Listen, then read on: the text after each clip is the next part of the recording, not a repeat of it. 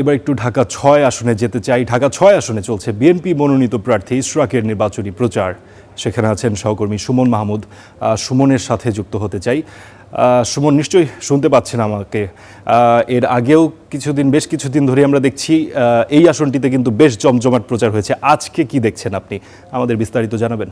ফারদিন, আপনাকে ধন্যবাদ। ফারদিন, আপনি জানেন যে ঢাকা ৬ আসনের বিএনপি মনোনীত প্রার্থী রয়েছেন ইশরাক হোসেন। আমরা ঠিক এই মুহূর্তে গোপীবাগের তার যে বাসাটি রয়েছে ঠিক বাসার সামনে অবস্থান করছি। ভরসা পেতে নিজেকে হতে হয় পাতের মতো দৃঢ়, ঠিক যেমনটা জেরুসালেম।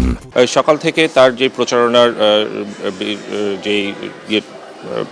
যেই ইয়াটি রয়েছে, তিনি কিছুক্ষণ পরেই আসলে প্রচারণায় নামবেন এবং সেটি সকাল 10টার সময় প্রচারণা শুরু করার কথা থাকলেও কিছুটা বিলম্বে সেই প্রচারণাটি শুরু হবে। আমরা ঠিক ওনার বাসার সামনে যদি এখন আপনাদেরকে একটু দেখাই যে এখানে নির্বাচনে প্রচারণার জন্য যারা রয়েছেন তারা অবস্থান করছেন।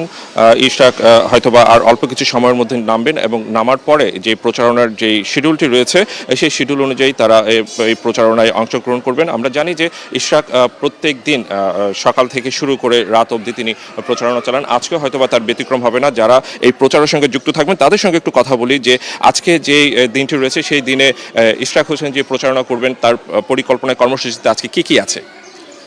আজকে প্রতিদিনের মতো আমাদের এখানে ৩৯ নম্বর ওয়ার্ডে আমরা এখানে প্রচার গণসংযোগ চালাবে ইশরাক হোসেন। গোপীবাগের অষ্টম গলির থেকে এখান থেকে শুরু করে এখানে ৩৯ নম্বর ওয়ার্ডে বিভিন্ন জায়গায় উনি গণপ্রচারণা করবেন। এটা একটা প্রতিদিনের রুটিন। সেইভাবে উনি প্রতিটা বাসায় বাসায় যাবেন, পথসভা করবেন, তারপরে প্রতিটা ফ্ল্যাটে বিভিন্ন জায়গায় উনি বসে তাদের সাথে কথা বলবেন, মত বিনিময় করবেন। এর সাথে ওই ওয়ার্ডের নেতা কর্মীরা সমস্ত লোক তার সাথে থাকবে প্রচারণায়। ধন্যবাদ আপনাকে। ফারদিন, আমরা শুনছিলাম যে ইশরাকের যে প্রচারণা রয়েছে সেই প্রচারণাটি হয়তো অল্প কিছু সময়ের মধ্যে শুরু হবে এবং সারা দিনভর সেটি চলবে, রাতে গিয়ে সেই প্রচারণাটি শেষ হবে। আমরা অপেক্ষা করছি ইশরাক কখন নামবেন এবং প্রচারণা শুরু করবেন। আমরা ইশরাকের সেই প্রচারণায় অংশগ্রহণ করব এবং আমরা চেষ্টা করব দর্শকদের ইশরাক হোসেনের যেই প্রতিশ্রুতিগুলো আছে এবং তার যে ভোট চাওয়ার যে পদ্ধতি আছে সেই পদ্ধতিগুলো আমরা আসলে জনগণের সামনে তুলে ধরতে চাই। ফারদিন। জি, ধন্যবাদ।